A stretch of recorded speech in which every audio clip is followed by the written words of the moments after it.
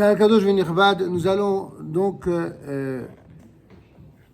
prendre la suite du limoud que nous avions précédemment fait sur Eet La'asot. Je vous rappelle que Eet La'asot, c'est une série d'ouvrages de 5 volumes écrits par Rabbi Yosef Zini et dont nous avons, Baruch Hashem, eu le zchut de réaliser avec des amis la traduction. Donc nous avions envisagé pour les premières vidéos, nous avons parlé tout d'abord du retour du juif à sa source véritable. Qu'est-ce que ça veut dire, le retour d'un juif à sa source véritable? Vous savez, il y a des juifs qui ils vous parlent des juifs du retour en Eretz Israël. Il y a des gens qui vous parlent des juifs du retour à la Torah. Il y en a d'autres qui vous parlent du juif du retour à la yeshiva, à la famille. Ils ont tous raison. Ils ont tous raison, il y a un retour nécessaire. À chaque fois qu'un juif a perdu dans son cheminement un point de repère, il a besoin de retourner. Mais quel est le point de départ ou plutôt quel est le point de retour vers le point de départ le plus élevé qui soit? C'est le retour tout simplement, ce que d'aucuns appellent les voies de l'origine. Les voies de l'origine, tout remonte à Kadosh Baruch Hu. Pour un croyant, c'est une évidence. Pour des gens qui raisonnent d'une manière orientée sur le plan de l'ashkafa, de l'idéologie, ça peut être une idéologie de Torah, ça peut être une idéologie politique, ça peut être mille et une manières de voir et de concevoir les choses, mais tous ceux qui sont vraiment croyants, au moins sur ce point, il ne peut pas y avoir de marloquette. On est tous d'accord qu'il faut revenir aux voies de l'origine qui nous ramènent à Dieu. C'est pourquoi il est marqué « Veshavta ad Adonai Elohecha ». Tu retourneras vers l'Éternel ton Dieu. Or là-bas, dans la même paracha, il y a un pasouk sur 2, vous regarderez là-bas pour les connaisseurs, l'un fait référence à la Torah, l'autre fait référence à Eretz Israël. C'est les doubles retours auxquels Akadosh Baruch Hu nous convoque. D'ici la fin des temps, après, dans quel ordre, de quelle manière, dans quel esprit, c'est là où il y a Shivrim Panim la Torah. Il peut y avoir différentes approches qui sont d'ailleurs respectables. Respectables à une seule condition. C'est que ceux qui en sont les détenteurs et qui les transmettent ont cette capacité de transmettre selon une eshkafa parmi les Shivrim Panim la Torah, de suivre leur propre Talmidei Haramim, mais ils ont raison de le faire, mais en ne méprisant pas ceux qui pensent différemment. Ça, une des réalités de l'exil, ça a été justement de montrer comment les malheurs d'Israël ont eu différentes raisons d'origine, mais une de ces raisons, c'est lorsque les grands, au sein même du peuple d'Israël, qui sont là pour donner l'exemple de ce que signifie l'unité du peuple d'Israël, eh bien, ont failli dans cette capacité à maintenir cette unité. On l'a vu notamment chez nos frères du monde ashkénaze, où pendant plusieurs siècles, il y a eu une opposition, mais alors dramatique, entre ce que d'aucuns, au sein du monde de la Torah, appelaient les Hasidim et les Mitnagdim. C'était une chose absolument, à la base, une chose qui était tout à fait compréhensible, c'est deux parmi les Shivrim Panim la Torah. Vous savez quelle est la raison pour laquelle ils en sont arrivés, pour certains, en tout cas, on va pas mettre tout le monde dans le même, mais beaucoup trop parmi eux sont arrivés à une haine quasi fratricide. Comment ils en sont arrivés là? Lorsque d'un côté comme de l'autre, ils ont considéré que les Shivrim Panim la Torah, c'est rien que chez eux. Lorsque Shivrim Panim la Torah, c'est uniquement là, alors ça veut dire qu'on n'est plus dans Torah d'Israël, on est dans Torah de Galout, dans une Torah d'exil. Alors ce que nous essayons, nous, depuis déjà 30 ans, et un peu plus, avec parfois des très grands auditoires et parfois avec des auditoires très limités, mais dans un cas comme dans l'autre, c'est le même Amitesh et Torah qui nous intéresse. C'est pas la Torah de Galout, c'est la Torah d'exil. Paradoxalement, il y a des gens qui, comme nous, sommes encore, pour l'instant, en Chutz La'aretz, et nous sommes détenteurs, ou en tout cas, nous sommes Avadim Lachem avec une Torah d'Eretz Israël, une Torah d'Israël. Et vous avez des gens qui, bien qu'ils vivent déjà en Eretz Israël, et pour ça, Baruch Hashem, qu'ils soient bénis, paradoxalement, ils sont encore fidèles à une Torah de Galout. C'est le paradoxe incroyable. Comment est-ce possible? C'est la raison pour laquelle, après avoir, dans notre limoud, parlé du retour du juif à sa source véritable, avec toutes les dimensions de sa source, et après avoir parlé en un second temps de cette solidarité et de cette avez-vous cette capacité d'être solidaire l'un de l'autre, c'est pas simplement une solidarité. Il y a des gens qui parlent de solidarité que pour l'argent, que pour la tzedaka. Il y en a d'autres qui parlent de la solidarité que pour le soutien à l'État, ou d'autres sur le soutien à l'armée, ou d'autres le soutien à les hôpitaux, ou le soutien à telle ou telle vision. Non, la solidarité, quelle que soit l'expression, encore une fois, il faut qu'elle soit toujours liée à Kadosh Baruch Hu et à la totalité des composants du clan d'Israël. Sinon, la Hadout n'est pas possible. Or, pour que cela soit possible, il y a deux fondements, deux dimensions essentielles qu'il faut ici essayer de présenter. C'est celui de l'éducation et celui du rôle rabbinique dans ce qu'on a appelé l'armature d'Israël, selon l'expression dans Yecheskel Lamedvav là-bas. On va y revenir. Comment donc affronter toutes les épreuves qu'on avait évoquées dans le précédent shiur sans perdre le fil du développement et du processus divin qui est déjà bien entamé? Cette situation complexe du retour des enfants d'Israël, mais aussi de la souveraineté sur leur terre, doit être accompagnée d'une éducation. S'il vous plaît, madame, j'enregistre un cours si vous voulez parler doucement. Merci. Cette situation complexe du retour des enfants d'Israël et de la souveraineté sur leur terre doit être accompagnée d'une éducation profonde aux valeurs intrinsèques comme seuls peuvent la procurer les authentiques Talmidei Haramim.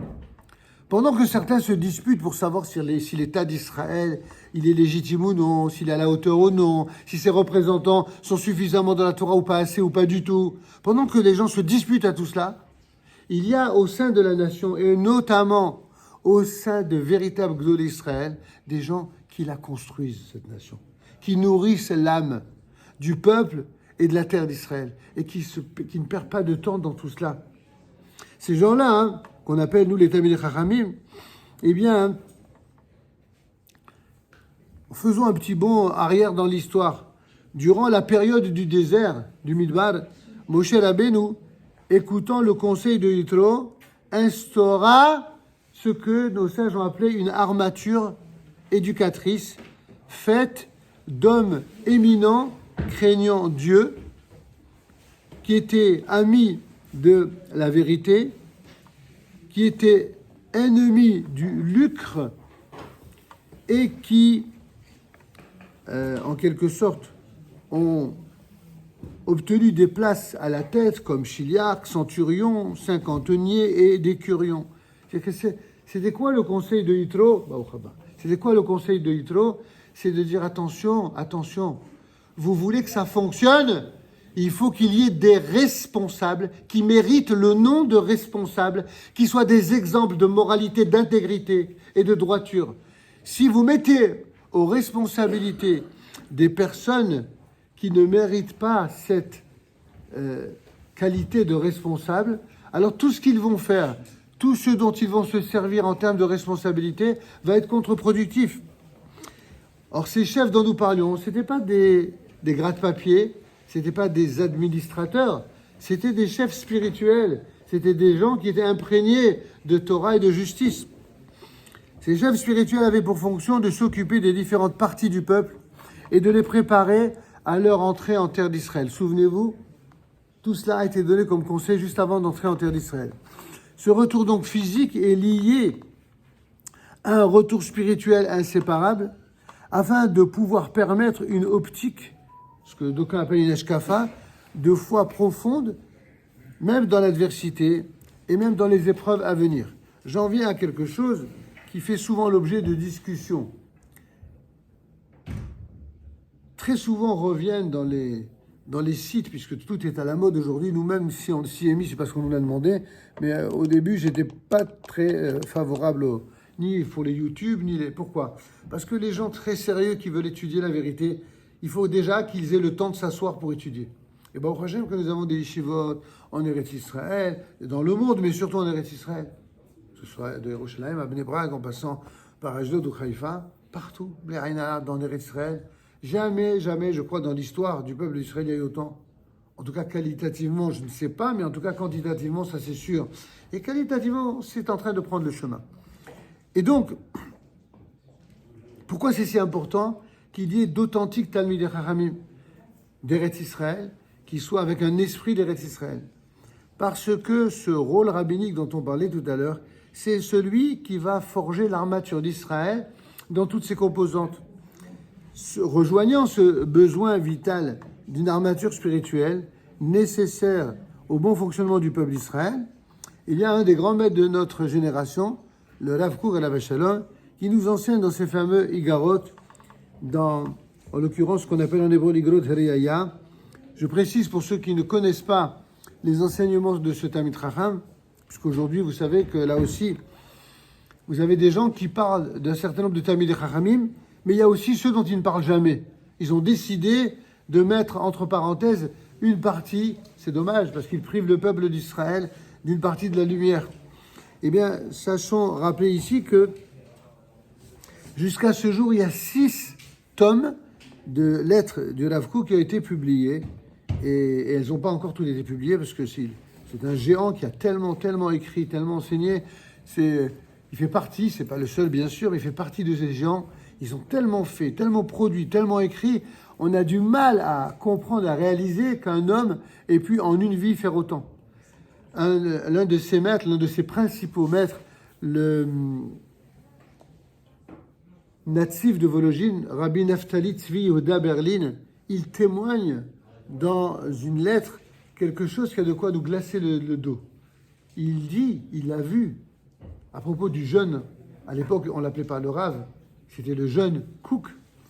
À l'âge de 11 ans, il témoigne en disant qu'il étudiait tous les jours 60 dapim de Gemara Be'iyun Rav. Vous entendez?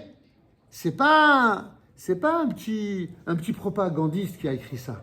C'est Rabbi Naftali Tzvi Yehuda Berlin qui dit à propos du Rav Kook, à l'âge de 11 ans, il étudiait 60 dapim de Gemara. Où est-ce que nous sommes? Nous, on a du mal à faire notre dafayomi, tellement on est débordé de travail, d'études. Et au prochain, on y arrive depuis déjà plus de 3 marzolim, on a réussi à faire le dafayomi.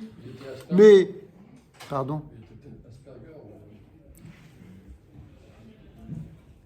Le dafayomi, c'est quelque chose qui est fait pour des gens sérieux et qui prennent la vie au sérieux, et qui prennent des sujets de Torah au sérieux, qui ne rient jamais sur rien.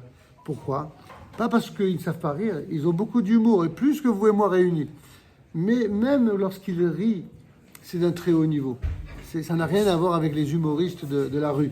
Et lorsque le Rav Kook, son maître, vient et témoigne de ce qu'il étudiait, il est en train de nous dire un message.